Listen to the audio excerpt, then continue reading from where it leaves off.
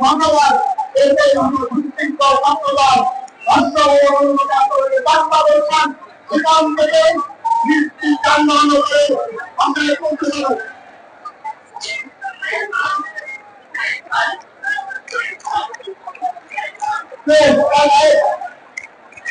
ধন্যবাদ সবাইকে আবারও থাকতে বলে কেন্দ্রীয় সবাইকে মুক্তি করেন কেন্দ্রীয়